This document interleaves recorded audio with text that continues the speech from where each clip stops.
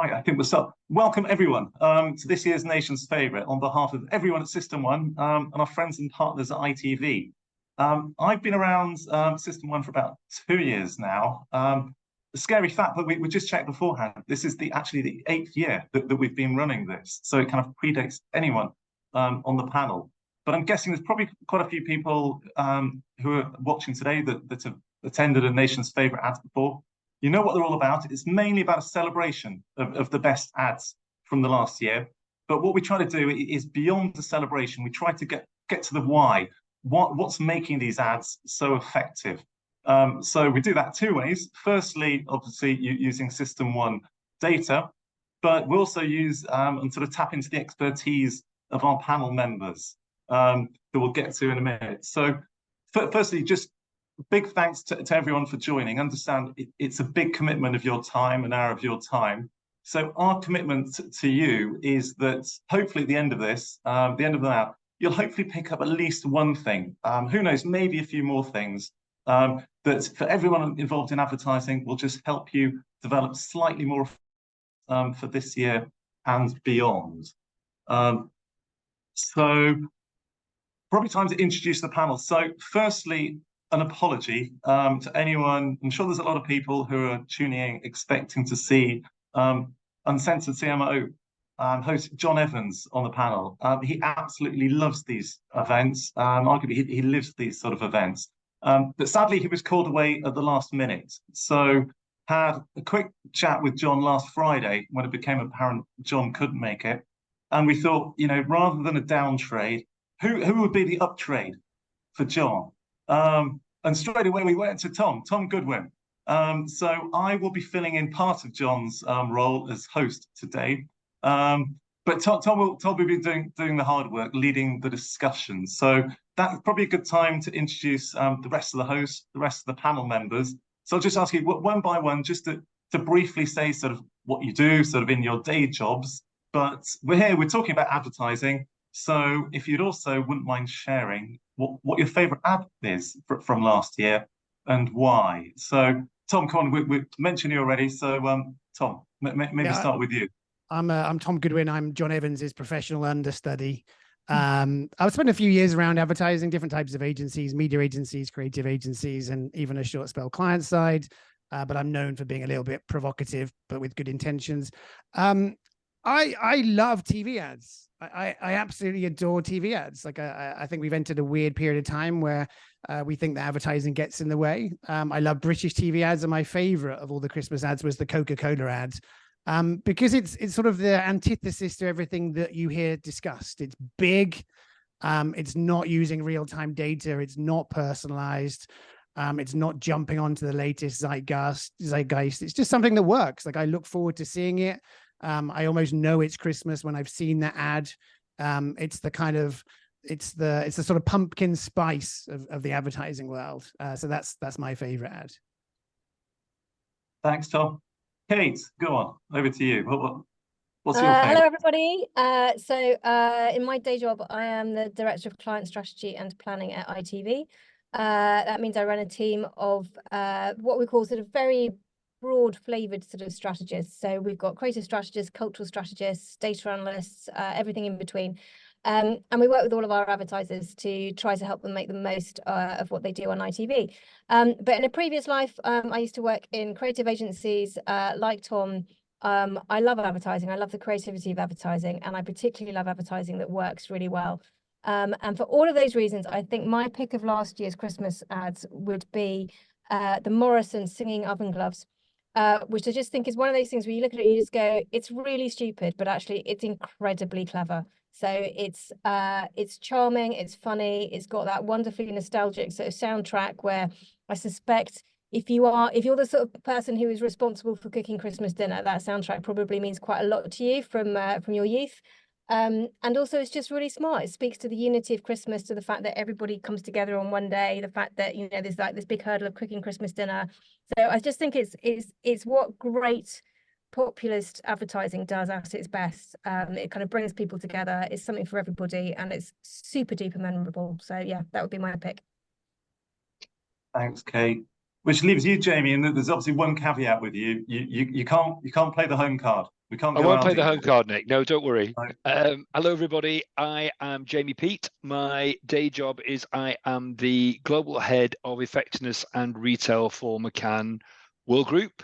So I have been very involved with Aldi, which I won't talk about just now, but I've been very involved with all the advertising for Aldi for the last 14 years.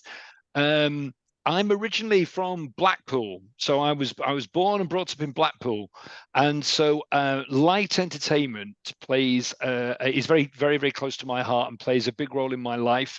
And I love advertising that is entertaining, because I think at the heart of entertaining advertising is advertising that sort of attracts and holds your attention. So if I was thinking about my favorite ads from, say, Christmas last year. I mean, Kate's already, the Morrison's ad I love. We were talking about it the other day. It reminds me a little bit of the young ones, for those of us old enough to remember it, with their sort of puppets in the fridge kind of talking to you and things, which I used to really like. But I'm going to pick two actually from Christmas, which share a common theme, which is the use of music. So I particularly liked the Amazon ad with its use of In My Life by the Beatles. Call me a bit of an old sentimentalist at heart, but it certainly moved me. I also really like the Waitrose ad with its use of Depeche Mode, Just Can't Get Enough. Again, probably it's my age, but it took me back to my my youth, and I was certainly dancing around the kitchen to that when that ad came on the telly in the kitchen at some times this year. Thanks, guys. Some great choices. A lot of talk about music there. It's amazing how important music often is in kind of lifting an ad. Yeah. Right. So what are we going to be talking about this afternoon? Here's the running order. Broadly, we split into two halves. Firstly, we're going to be looking back, reviewing 2023, looking at overall how the ads performed as a whole. What are the key themes? We picked 5 key themes for the ads, particularly the top performing ads of last year. And then, of course, the top 10. We reveal the top 10, including the nation's favourite ad from 2023. So that's going to be the first half. Then arguably the more important half, you could say, is looking forward, the so what. So the first part is going to be presentation led by myself. The second part is more of a discussion with panel members led by Tom. And then we'll, of course, leave time at the end for a Q&A. So should just kind of point out at this point, I'm sure everyone's familiar with doing Zoom webinars by now, but there's a Q&A button at the bottom. So as we're going through, please just leave any question you might like to any of us or all of us, and we'll go through that. So just it's the Q&A rather than the chat function for questions, please. Right, let's get going. So firstly, mentioned earlier, we've been running this for 8 years, and good to see a number of friends of System 1 join the webinar. So a lot of you will be familiar with our metrics. For those maybe newer to System 1, just thought if we're talking about what are the best ads, it's only fair to say how we assess these ads. So very simply, at System 1, we've got 3 core metrics. We believe in the power of emotion to drive growth, so driven by emotion. So firstly, we've got our star rating, which is a measure of long-term sales share growth. So we'll come back to that in a minute, how we calculate that. So that's the long term over the next 12 to 18 months. We've got the spike rating, which is a predictor of short-term sales effect. So then we're talking 8 to 10 weeks. And that's calculated by looking at the intensity of motion combined with the strength of the branding. And then finally, we've got the fluency rating, which is a measure of the strength of the branding. So the key metric, and the one that we use mainly to assess the nation's favourite ads, and we'll come to mainly in a minute, because we actually need a secondary metric this year. So the star rating, what we do is we measure second by second consumers' emotional response to the ads. So we code them up according to the different faces you can see on the left, advised by psychologist Paul Ekman. So we're looking for more of the positive emotions, the happiness, the surprise, net of the negative emotions. It's not quite as simple as that, because, for example, in a story, it's quite okay. In fact, it arguably could be quite good to use other emotions, maybe sadness at the start, but need to resolve those by the end. So put all that together, we get our star rating, which you can see over there on the right-hand side of the slide. Now, arguably the most important figures on this chart are the figures in pink underneath the star ratings. They're the predicted market share growth figures. So, you know, as a former client myself, these are the things that I'd be most interested in. Great creativity for creativity's sake, but actually, is it going to drive market share for my brand? So, for example, a 5-star ad with an assumed level of media, in this case, plus 10 ESOF, you'd be expecting 3% market share growth over the next 12 to 18 months.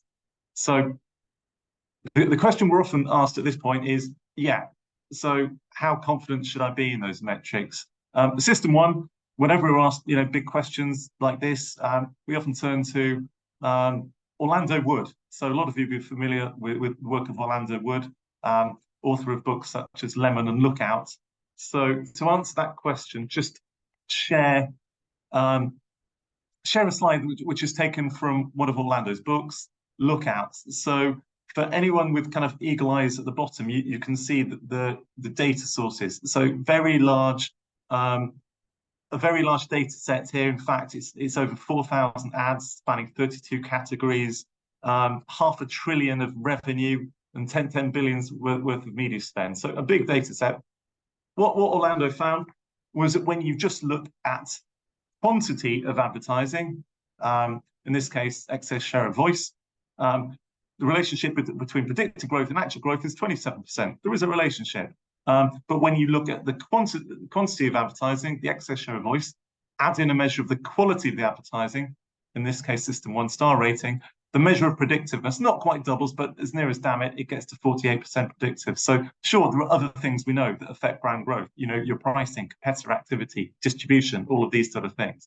But when you get the creative quality with the media spend, there's a 48% predictiveness with the system 1-star ratings.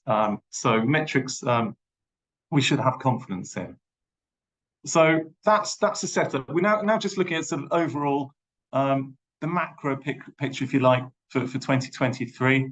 So these are the average star ratings for all the ads we tested each year, which is typically over about 5,000 ads. It's actually 5,400 ads in 2023.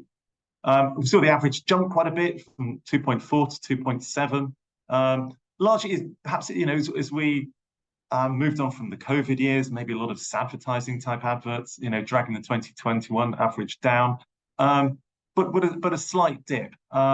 We've got Tom, obviously sort of joining the panel. As we know, Tom is British. You probably picked up the accent. Spends a lot of his time in the States, actually based in Miami at the moment.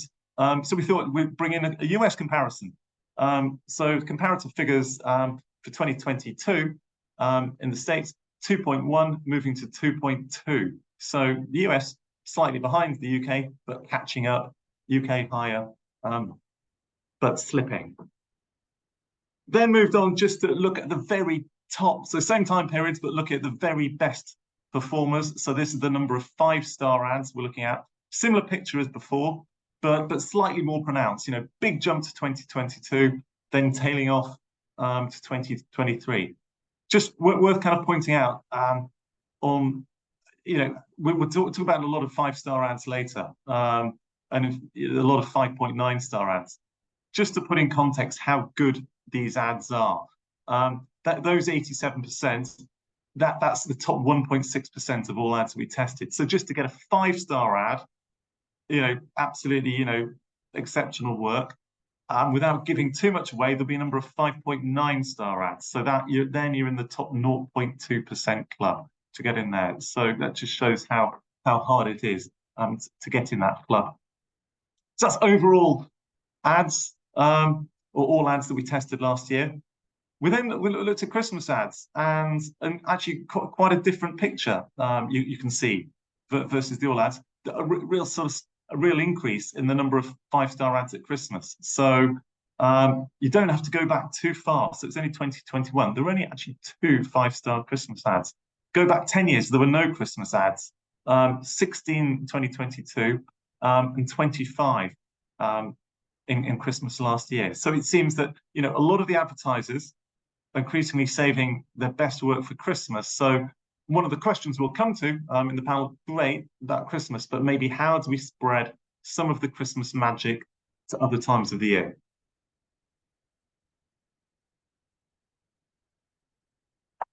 Final chart in this section where we look at the macro picture for 2023, just looking at the difference between all ads by sector last year and Christmas ads. So you see quite a different pattern there that, you know, probably fair to say a fairly even split between food and beverage and retail being the dominant categories throughout the year, slightly in favor of food and beverages.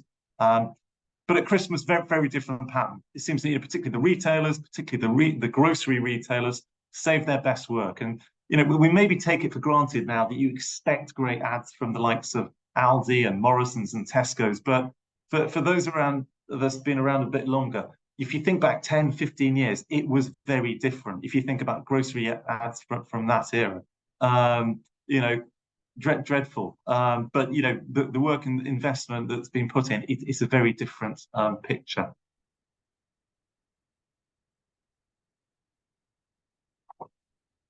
So next section, we're just moving into the themes then of the ads from last year. And some of these will hopefully start hinting at sort of ways in which we can apply for this year and beyond to improve the effectiveness of our ads. So first theme is, yeah, Christmas dominates. You know, we've seen the figures. So 29% of all 5-star ads last year were Christmas ads, but it's not always been like that. You know, as we've seen, we have to, you know, only 2 years ago, only 4% of the ads were 5-star ads. So why is this? Was hinting at earlier, I think there's probably a couple of things. Firstly, advertisers, particularly the retailers, have put a lot more effort into creating emotionally engaging storytelling ads. On the flip side, certainly probably more recently, think about the tough, you know, the consumer environment, the context that people in, that might be fair to say that, you know, with the tough economic times coming out of COVID, etc., that consumers have been looking for a bit of comfort and joy in their advertising. So maybe that gives the ads a bit more of a lift. But, you know, the challenge for advertisers, I guess, going forward is how do we capture that magic going forward? Whilst we're talking about Christmas advertising, thought worth sharing a few charts, just showing 3 different approaches that different brands take to Christmas advertising, particularly in the context of a lot of talk recently about wear out. Is wear out a thing or is it a myth? Spoiler alert, the System 1 view, it's very much a myth, and plenty of evidence. We can share another time to go into that. So three different approaches. Firstly, very simply, the Coke approach. So, all right, we've got 6 years worth of data. We could go back to 1995 when Coke first started running these ads. Similar picture, but you can see very similar. You know, the same ad, or, you know, very slight variations in some years. A solid 5-star each year. You could say great, but not every brand is lucky enough, like Coke, to have such a great asset. A different approach, John Lewis. So John Lewis, right, arguably there's consistencies throughout each year. You know, there's executionally a cover of a well-known song, all got the central idea about thoughtful giving, but completely different, you know, execution, different story each year. And probably fair to say quite risky. So some big hits, you can see Monty the Penguin, Moz the Monster particularly stand out, but also, you know, some scores in there not quite as strong. So the risk of sounding a bit like sort of Goldilocks and the Three Bears type story, there is another approach, sort of almost like the midpoint. So here's the Aldi approach. So what we've got here over the last 5 years, you can see the scores, a different story each year. Obviously this year, set in the chocolate factory, but all with the central character of Kevin the Carrot as our hero. So, you know, worth saying, you know, sure, Jamie would be the first of it, not an overnight success. It's built and built like a lot of the best adverts, like a lot of the best campaigns do, but certainly over the last 5 years, solid 5-star work. We talk, probably the other point to note on this, we talked earlier about the System 1 net metrics linking to market share growth, that think I'm right in saying that the anti-market share is pretty much exactly doubled during this time period. So, you know, investing in great creative, there is the commercial return. The big question, though, is this strong enough to be the nation's favourite from 2023? We'll find out in a minute. But before we do, I'm sure a lot of you will be familiar with the ad, Kevin and the Christmas Factory. We'll play the ad just now, but if you're less familiar with System 1, what you'll see, the ad playing on the left, on the right, you'll see two face traces. One of them is the face trace showing the emotional response. So second by second, you'll see how consumers are responding to the ad. What we're looking for is a lot of the green, happiness and surprise in the dark green. We don't want the red and the amber colours, the negative emotions. At the bottom, you'll see what we call the fluency trace. That's the moment when most people correctly get the branding. So we'll just play the ad. A magical Christmas Eve, the most wonderful time of year. 5 lucky winners waited, then William Conquer appeared. Inside, the Plumpty Dumptys prepared a big celebration. Welcome to my world of festive innovation. Look, trumpeting sprouts. The guests were told politely they really mustn't touch, but the greedy, gluttonous grape didn't listen very much. My beautiful gravy. The sulky, sour rhubarb always put herself first. It was just a matter of time before her bubble burst. I want a mince pie now! Came a frosty shout. Then she learnt her lesson, that spoiled little sprout. I can see his plum crack. Christmas isn't selfish. It's not all me, me, me. Yet nobody had mentioned this to the mischievous Kiwi. Only Kevin the Carrot clearly understood the true meaning of Christmas and the importance of being good. Congratulations, Kevin. You've passed the test. I'd like to present you with the cheese to the factory. Wow, that's huge, Willie. Can I share my good fortune with everyone? That's the spirit, Kevin. Seasonal goodwill was truly in the air, for Christmas is a time that's sweeter when you share.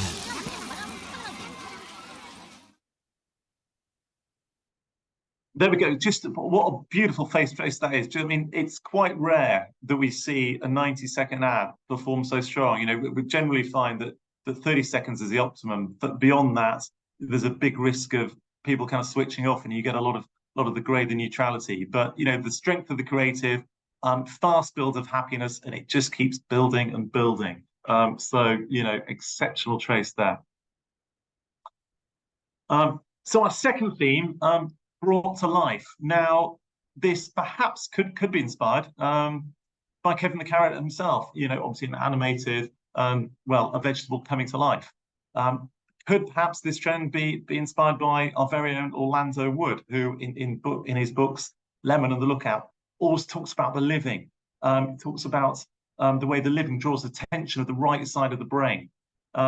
So could be a combination of, you know, one or both of those elements. But this is the year we've seen a number of different characters come to life. So here we've got Kate's favourite adverts, the Morrisons puppets. We've seen some gloves with M&S, berries, snowman, of course. So you know, lots of different ways in terms of, you know, the inanimate objects come to life in simple and engaging ways. And you know, probably worth saying, you know, probably sort of sometimes low budget ways, you know, just shows you don't sometimes have to spend big to get a 5-star ad, and that could apply to some of these ads here. Third theme is more than words. So this theme, you know, it could be potentially inspired by some advertisers, particularly the global advertisers seeking to produce global work that works well in different markets without the needing for dialogue. It could be that this theme could be drawing on the work of Orlando Wood in terms of a lot of what he talks about. He talks about between us, the looks, the glances, the facial expressions of the non-living communications that really help bring stories to life. Again, it could be a combination of these factors, but we've seen a number of different ways in which in which in which sort of stories without dialogue have really been brought to life. So, great examples here. Probably my favorite, and this is mentioned in the setup, is the Amazon ad here. The joy is shared, and my kind of personal experience of watching that. You're watching a load of Christmas ads next to each other. You've probably just been watching Die Hard. There's all sorts of stuff and noise going on, and then you've just got a bit of a moment that you can kind of breathe. So probably, yeah, at this point, we'll share the Amazon ad. So again, what you're going to see is the face traces on the right, so you can see how consumers responded to the ad.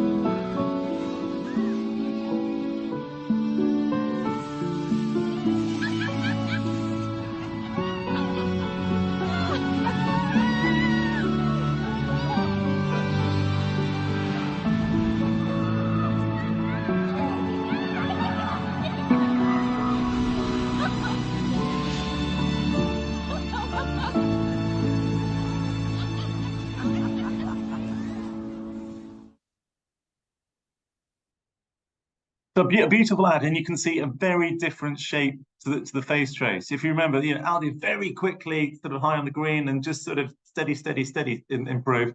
This took its time, and we can see sadness in there, the blue, fine, but we kind of resolved it, it's happiness. So different ways of getting to a very similar place. We'll see in a minute who might be top of the tree. Next theme, nostalgia hits the millennium. So many brands have been using nostalgia for a long time, and drawing it from sort of lots of different decades. And for example, the Morrison's ad we've seen earlier, I think it was 1986, where the soundtrack from the Starship song was taken from. What we've seen, though, this year is the era from which the nostalgia is drawn has kind of moved forward a bit. And we're now very much in the millennium and even into the noughties. So, examples here, a couple of examples here from the world of music. So Haagen-Dazs, it's actually a Chemical Brothers track, given the French treatment from the noughties. There's a Ricky Martin tune in the TUI ad, classic holiday tune there. Barbie using a Shaun the Sheep reference from the noughties, obviously the film, and Ben & Jerry's from the classic Windows cursors from the noughties. So, I guess as audiences growing up, nostalgia is getting close, sort of moving forward. So, creatively, that there could be other references that the brands could tap into going forward. That, for somebody my age, it doesn't actually seem that long ago, but for when even the noughties now is in the classic, in the nostalgia era. Final theme, we talk about ordinary voices. Now, one of the most celebrated and talked about ads from 2023 was the Cadbury's Garage ad. That's obviously sort of the latest in, I think, probably a campaign of the glass in a half of everyone, going back probably about sort of 10 years.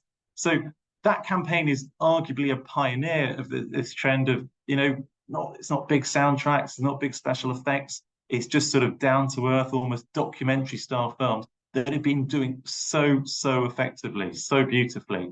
But maybe it's imitation, or maybe other ads seem to be sort of tapping into that style of just telling ordinary stories, snippets of life. So as well as obviously Cadbury's Garage, this year, very simple ad from the works, but very effective. Just showing kids unwrapping presents at Christmas brings joy.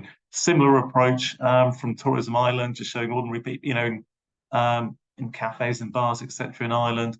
Similar approach from the Dog's Life. So may well see more of this. Just everyday snippets of life, not big effects. So those right at this point, yeah, definitely worth showing Cadbury's Garage. So again, just let's have a look at the face trace and see how it differs from the other ads. Number 6. One of those, please.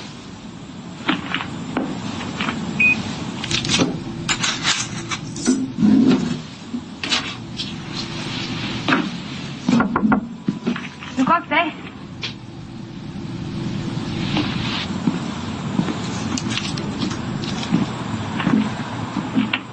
Love you, Dad. There's a glass and a half in everyone. So beautiful. I still get goosebumps every time I watch it. You know, and all right, we put it there under the Ordinary Voices theme. Probably could fit under the More Than Words theme. You know, it's particularly that you see the relationship between the father and daughter become apparent. So now's the time. Now's the time. We've been through the themes to reveal the top 10 ads from 2023.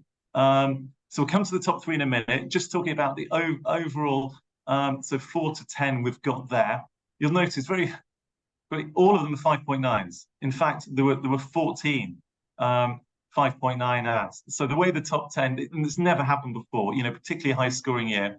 So we'll see that actually in 2 cases there was literally 200s that are separating the places. So you know, all the ads here, they're in the top 0.2% of all ads from last year. But there can be only one winner. So in number 3, we've got Amazon Joy Shared. Some commentators called it a turkey. That is definitely not the way consumers saw it. Consumers loved it. And number 3, extremely strong ad. Number 2, Coca-Cola, Holidays Are Coming. Again, been running since 1995. Still so much joy in that ad, which can mean only one thing.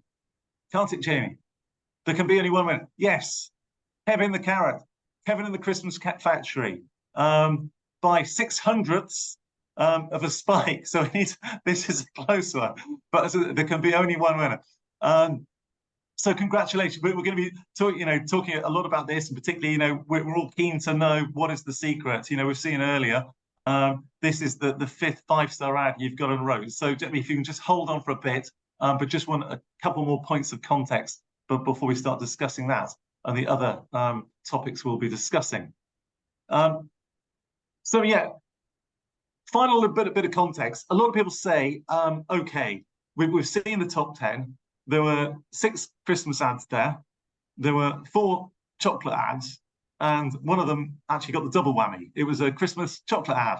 So you could say, yes, you've got a natural category advantage if you've got snowmen and reindeer and chocolate in your ad. You are going to be more emotionally engaging, and yeah, there is truth in that. So what we thought would be interesting here is to for different categories show basically sort of a few standout performers by category, just to show actually who because let's face it, as a brand, that is your true competitive set. Who's around you? Who are you competing against? So maybe just pick out a few ones here that again to the point. Yeah, it's easy to make a chocolate ad. Some people may say, yeah, okay, to a point. The 3.8 is slightly, the overall average we've seen for all ads is 2.7, so it is higher. But if we've seen the Cadbury's Garage ad at 5.9, absolutely smashes above even the chocolate category norm. Kate, earlier we saw we loved the Morrison's ad. The singing oven gloves, a similar approach, a very simple approach from Guinness. You could say it's easy to make a beer ad, it's high engagement. To a point, the 2.8 is pretty much bang on total ads category average. So it just shows how strong the Guinness ad is there. And maybe another one to draw out, my background's in spirits ads. I'm naturally drawn to White Mackay. There are not many fluent characters in the world of spirits. The famous grouse springs to mind, not many others. This was White Mackay's first ad featuring the hard-working beavers, and it was much loved and came in at 4.8. So maybe this will be a springboard for others, other fluent devices in the category. But just thought, and others you can see there sort of stand out to the category. But I guess the point of showing this, whatever your category is, that this is the real benchmark for what you should be looking at, how you perform against the category. So before I hand over to Tom to lead the panel, just wrapping up this bit, what does all this mean? You know, just a summary of the different themes here, taking creative from good to great. And readers of Orlando's books will spot a lot of what he talks about here, about emotional journeys, about, you know, between us, cultural references, and slices of life. So a bit of a summary of all the things we've been talking about. Now I'm going to stop the screen share, go off camera, and hand over to Tom to think about what this all means for 2024. So Tom, over to you. Perfect. Thank you very much, Nick. Some great lessons there for everyone. We're going to discuss what we can learn from that for about 14 minutes, and then we're going to have an open Q&A at the end. So if you have any questions, I think there's a mechanism by which you can send them to Nick. But let's get straight into it. Jamie, we're very lucky to have you. You know, maybe it's not serendipity. Maybe we planned it this way. But you obviously won. You and McCann won. By a frond. You won market share, you won lots of money, but no sort of trophy.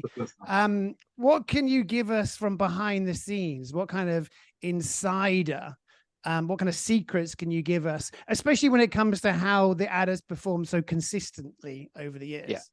Yeah. Well, I think there's a clue in what you've just said, which is consistency. For those people that know him, there's a guy called Raymond Loewy, who was a designer who coined this phrase for design. He used to say that people want things that are most advanced but acceptable. So he basically meant that you move things forward, but you don't move them so far forward that suddenly you don't recognize them anymore, or it's too far. With Kevin, I always think it's the other way around. It's most acceptable yet advanced. So what do I mean? I mean that when we started with Kevin, as you saw with the scores, a 3-star ad the first year, we thought we had something. But we knew we wanted to move it forward. But in moving it forward, we didn't want to lose the spirit of what it was and everything that we'd built up over the years. And that's very much what we've thought about as we've developed it over the 8 years that Kevin's been run. As I said in the lead up, I'm from Blackpool. I was brought up on a kind of diet of Christmas specials. So we all remember, or those of us who are old enough to remember, like Morecambe and Wise and the 2 Ronnies and so forth. And there was a huge amount of consistency, yet things that were exciting and move them up to date in the things that they did every year. So Dad's Army is the example. You know the characters, you know who they are, you know what they're going to do, but you put them into situations where they can do something differently. And that's what makes it interesting. So I always think that it's the fact that Aldi have been consistent with this has been so powerful. We did some research with Mountain View, if anybody's familiar with Mountain View research, look at kind of they talk about your distinctive assets, so things that really really cue attribution to your brand. And there's a lovely quote from Rob there, who said, Kevin's like a Rembrandt in the attic. He's worth millions in memories, and that's the important thing that we hold to mind. So definitely consistency is number one. A few other things. I think we've tried with it to always understand the problem. So to diagnose what are we trying to do for Aldi at Christmas? What is the business issue that they're facing, which is largely to do with maintaining their fair share of shoppers as we go into the Christmas period, and when there's a huge amount of money spent on Christmas advertising, everybody's excited about Christmas, everybody increases the repertoire, all this kind of stuff. So understanding that, and understanding that actually the key job we need to do for the advertising is to create Christmassiness and fame. And that's what we think behind all of our thinking to develop Aldi. The third one I would say is partnership. We've been very lucky that we have a great client team who are our true partners in all of this, and we do listen to each other, and we do debate things, and we do challenge each other, but we do ultimately work together. I also, so the client team, also the fantastic team here at McCann Manchester. Big shout out to Clive Davis and Andy Fenton. They're Kevin's creative parents. They came up with Kevin. They've developed him all this year.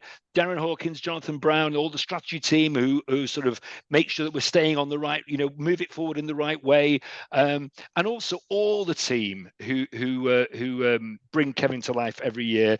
And within that, it brings me on to my next one. Is I think craft is very important. We don't. I mean, maybe that's something we'll mention. Something certainly I know Kate thinks about and has very good opinions on, which is the craft of advertising, the craft of making things look really great, the little things, leaving room for the audience to actually bring something of themselves to it as well.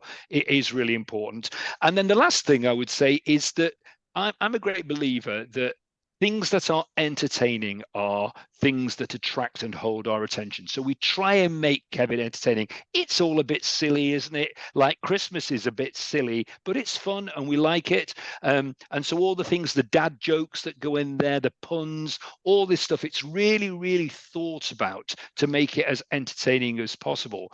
And one final thing is that Nick mentioned that Orlando's whole point about, the living being very appealing. What I think's interesting about an animated character like Kevin is we see the living in these characters. I'm a great fan, as I know Orlando is, of, Looney Tunes and all the work of Chuck Jones and Bugs Bunny and Daffy Duck and Porky the Pig and all these things. We see ourselves in these characters. In some ways, we see ourselves more easily than we do in actual people. And I think that's been very advantageous to us with Kevin.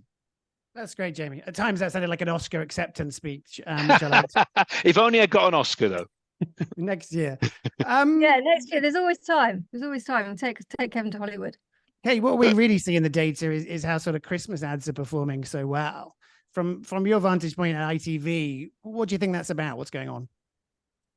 I think it's, I think, Christmas in the UK is like the Super Bowl in the States, isn't it? It's become this extraordinary advertising moment which I think it's event television. So there is an expectation amongst the great British public that they're going to be entertained with an extraordinary crop of Christmas ads, and that just seems to be growing and growing, which I think is brilliant, because I think the pandemic could so easily have just kind of wrecked it. But I think even during the pandemic, people made the effort, and they, and that has continued. So I think there is an expectation that this is the time when people want to be entertained. It is, if we're honest, it's also the biggest shopping time of the year, right? So actually there's a huge, there's a lot of people in the market looking to spend a lot of money. So there's a great opportunity for advertisers to capitalize on. But I think what is so interesting is that you can see that over time this event has become bigger and bigger and bigger, and therefore more and more of the top 10 ads have become Christmas ads. So it does beg this question of it's, maybe great advertising isn't just for Christmas, and there is an opportunity to, if not spread it out through the rest of the year, which is in an ideal world what we would love to see, but perhaps, we should start thinking about how do we create other event telly moments. So, one of the things we talk about a lot at ITV is how do we turn, for example, the Euros, which is the next big sort of football tournament that we're airing, how do we turn that into the Super Bowl? How do we get people to make just as much effort, to make incredible ads for the Euros as they do at Christmas? Because again, those are enormous, viewing audiences. So you've got these wonderful moments where you've got, the opportunity to make a beautiful bit of craft, that can talk to millions and millions and millions of people. So I think it's on us as an industry to think about how we can create those moments and how we can make the case for it. And we can definitely do it, I'm sure. But also I think it's worth, if I were an advertiser, I'd be looking at these scores and thinking, actually, at Christmas time, I am competing with every other advertiser that is making an extraordinary ad. And actually, maybe if I did that throughout the rest of the year, I could get that market share gain. It would be a little bit easier because I'd have less competition. So I think there's definitely opportunity, and if I were an advertiser, I'd definitely be looking at trying to find ways to really sort of leverage that. It is interesting. Can I just say one thing about Kevin? I think one of the things, Jamie, that you sort of alluded to, but you didn't talk about, which I think is the genius bit of Kevin, is taking stories that are not always, but often associated with Christmas anyway, and that we all know and love. So whether that is, Christmas Carol or Home Alone, or this year's sort of Charlie and the Chocolate Factory, and then you basically put them into Kevin's world, or you put Kevin into that world and sort of mash it up. So I think what's so clever about it is you're using existing emotionally primed sort of, positive feelings, both about Kevin the Carrot and about this other world that you're putting him in. So it's sort of just a genius sort of mashup of things that we all already love. So you're working with so much sort of good, positive, emotional energy already. Yeah, and also on that, I think one of the things that it does, it allows us, it gives us space to tell our story. So if you take, say, A Christmas Carrot, so obviously A Christmas Carol by Charles Dickens, not A Christmas Carrot by Charles Dickens, as Kevin framed it, we kind of know that story. So what that means is you don't have to put every element of that story into the TV film for us to know what happens. So therefore we can play with it then. We can put things in, all the things that you talked about then, Kate. And of course, put all the things that we need to get in terms of products and range and quality and all the rest of it. So that has worked well for us. And there are lots of stories, lots of things all around, aren't there, that you can play with. But back to Christmas, I always remember, Morecambe and Wise doing a skit of Starsky and Hutch, and I remember Eric rolling across the bonnet of the car the way that Paul Michael Glazier did in the original version. And of course, because you're so familiar, they can play with it, and that's funny and memorable. So it's a very good thing to think about. Kind of feel now over the years we now have a lot of information about what works. I mean, sometimes they're kind of rules, sometimes they're parameters, sometimes they're probabilities. Like we know the jingles work, we know the good storytelling works. Why is it so hard to get people, and by people I mean both clients and creative directors and agency staff, why is it so hard to get people to follow those rules if it's kind of guaranteed to improve the chance of success? I might go to you, Kate, first. Oh, this is $1 million question.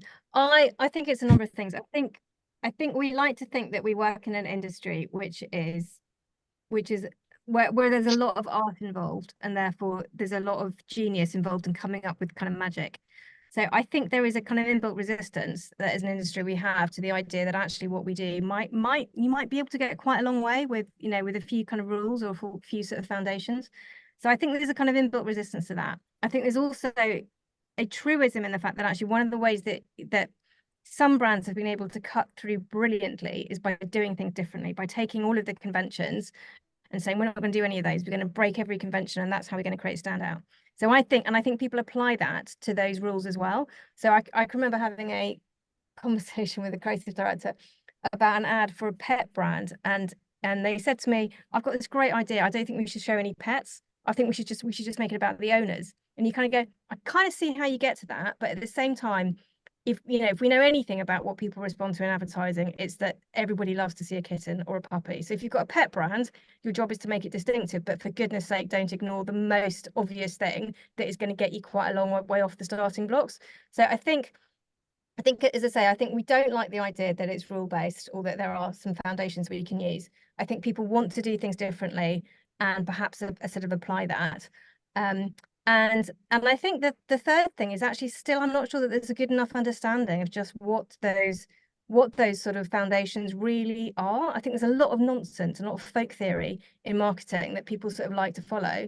And actually I always say it's a bit like if you're a planner or a strategist or indeed a creative, not knowing this stuff is like being a doctor who's never read the basic anatomy textbook. You kind of got to start there, but I just don't think it's well enough known yet. It's interesting. Sometimes it's carry on. No, go on, Nick. No, go on. No, please. No, go ahead. I think for me, sometimes it's a bit like creative directors have watched every single best goal ever. And if you do that, you kind of conclude that you need to like a cycle kick or chip in from the halfway line. And actually most goals are scored by, passing it into the back of the net. I think there's this sort of, we fall in love with the exceptional rather than the robust in some ways. But what were you going to say, Jamie? No. All I was going to say was how much I violently agree with what Kate's just said. 100%. I mean, as you say, if I was a doctor, I'd need to read a book on anatomy. If I was an architect, I'd need to have studied architecture and engineering. If I was a lawyer, and yet we seem to forget all of this stuff. If I can invoke, two greats of Great Britain. One, the venerable Isaac Newton. If I've seen further, it's because I stood on the shoulder of giants. I really believe that. In order to, nothing is certain in the work that we do, but to get the best probability of success, we should be looking at what has driven success in the past. That's really, really important. The second one, equally venerable, the great Paul Feldwick. If anybody's read any of Paul's books, I would highly recommend them to you.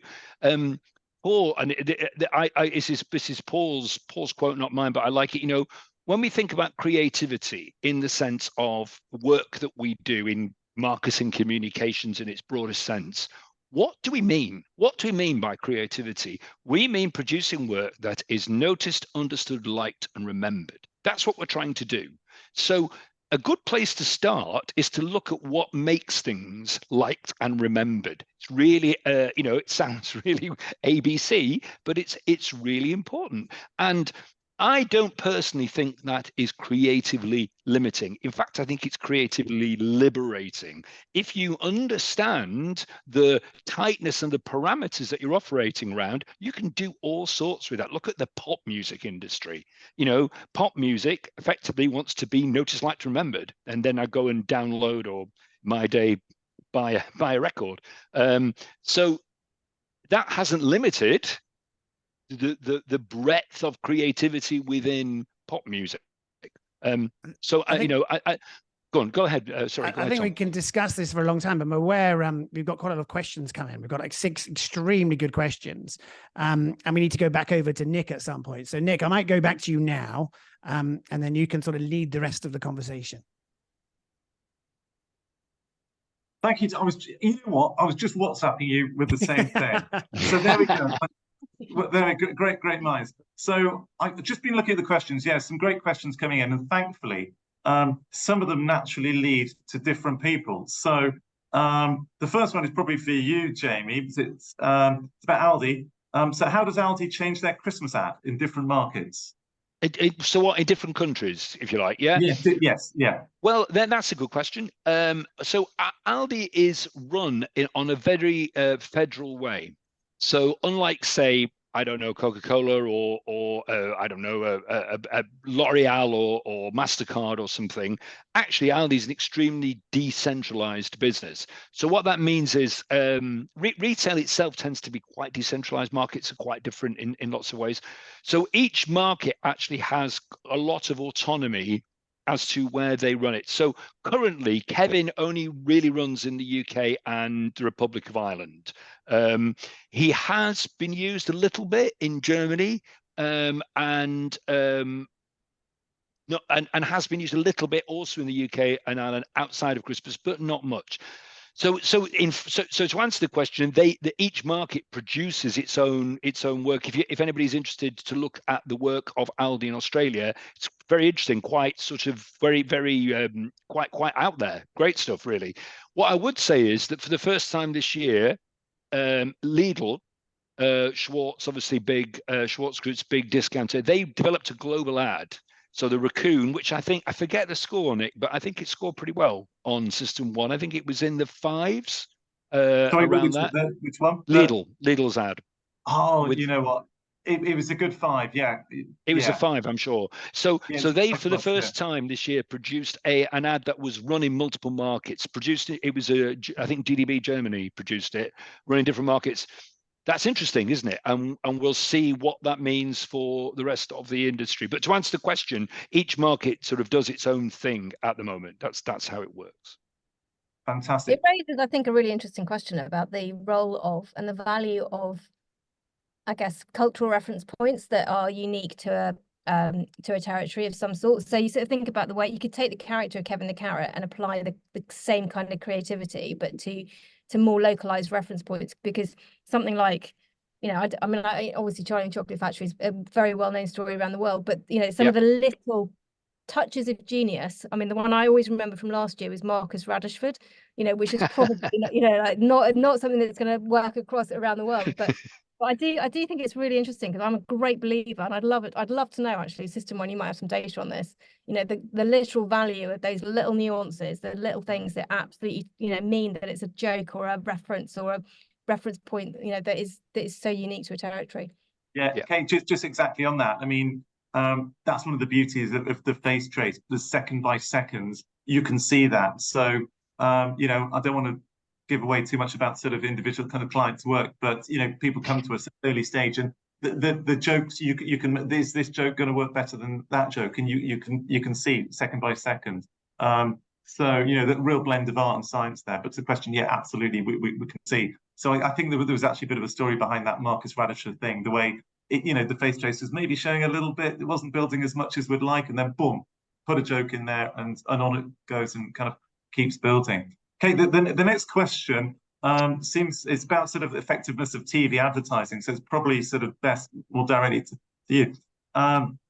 So the question is, given the improvement in scores for many of the year's Christmas ads, is this a sign of a creative renaissance in TV advertising? And what can we do to encourage this? Oh, great question. I really hope it's a sign of a sort of creative renaissance. I mean, I think, so what's very interesting is this, the origin of our partnership with System One started when I saw a debrief from the Advertising Association looking at trust in advertising. And the single biggest driver of trust in advertising is the degree to which audiences like and feel entertained by it. And I thought that was really interesting, sitting where I sit, because, you know, because we run hundreds of thousands of ads a year. And we know from your database that round about half of them basically score, you know, 1. And on that basis, they're not actually really making any difference from a creative effectiveness perspective at all. You might as well, you know, my joke, it's probably too simple, is that you might as well put the logo on the screen for 30 seconds and probably have just as much you know, impact, if not more. So I think there is phenomenal data that suggests that we just all need to get better. And I think, you know, from in terms of having a thriving public service broadcaster, commercially funded, you know, TV industry in the UK, is so imperative for us that we create a market where actually we are making advertising that people really like and enjoy. That's great for us as broadcasters. It's also better for advertisers, and it's better for viewers. So it's my mantra, and I think the way in which we move that forward is by sharing this kind of data, helping people understand, you know, what people enjoy, what people like, and working with these foundations to kind of really, if I talk about lift the floor of the advertising, let's make everything better. And I think a rising tide will float more boats, and we'll just see more and more of, you know, really, really good ads coming on air. That's what we want. Yeah, thanks. The next question is actually probably for me to answer. This is about System One. I must say before I read out the question, it comes from Joe C. We've never met. Joe C, I should say, doesn't work for System One. I promise it's not a planted question. The question is, how much do you attribute the increase in 5-star ads at Christmas to more advertisers working with you to hit that rating? So Joe, I don't know, it's actually yesterday, the facts behind this, thankfully, you know, we like to think we do some decent work with clients, and we've got many more clients working with us. So the fact in the last 9 months, we've got over 200 new clients working for us around the world. You know, a lot of those in the UK, but around the world, actually, you know, the UK and US are big markets. So yeah, some of it is probably due to more people working with us, and like to think we've helped them along the way. But you know, yeah, there's lots of other ways that people improving the effectiveness of their advertising. So we, you know, like to think we've got a small part in that. There was another question about better Christmas ads at different times of the year. I think we've perhaps covered that. There's another question from Matt. Can you discuss the impact of seasonality and competition? We all know Christmas is a crowded space, so does time of year have an impact on effectiveness? Again, you know, a couple of sort of reference points from System One data on that. Sean's answer is yes, there is an impact on seasonality, but probably less than you might think. An example springs to mind for, can't say the brand name, but a spirits brand typically associated with summer, and tested an out-of-home campaign. It's actually the same campaign tested 1 week in February, and it's a particularly, February's never, you know, particularly sunny, but it was blizzard, horrible weather, particularly even bad for February. And then it was tested in June, and particularly nice period. And yeah, there was a difference, but I think it was 1/2 star or something. It wasn't as much as you might think. So yeah, the context, what's going on, there is a difference, but you know, like the strength of the creative is the main driver. And you know, the other Christmas is a crowded space. You know, the other part of your question. So yeah, if I think this builds on sort of what Kate was saying earlier. So if you are, you know, a brand that doesn't rely necessarily so much on Christmas trading, then yes, getting more share of voice at other times of year, both from the media and the creative point of view, probably a good tactic to do that. So yeah, that gets through, I think, all of the questions. So, but before we leave, I'll just share one more slide, and it is a sort of a blatant sort of exit through the gift shop type approach. But we've been talking a lot about creative effectiveness, and like to think, you know, System One has got a few ways that that we can help advertisers do that. So just sort of, you know, finish by sharing a few ways that a lot of people are more familiar with our ad testing products, and absolutely we can help with that. But here we've, you know, like to think we can help people every stage of the advertising development process. So even at discovery, so you've not even written your brief yet.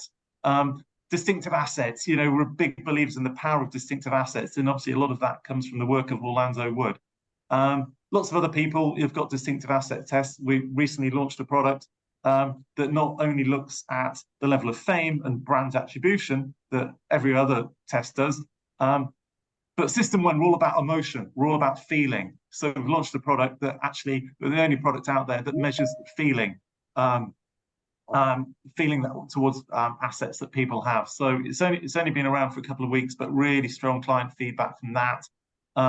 Other, you know, the discovery phase and audit, you know, we talked about the importance of knowing not just about your brand, but about what are your competitors, what's the category. So, you know, a couple of great products there to help you write an even stronger brief.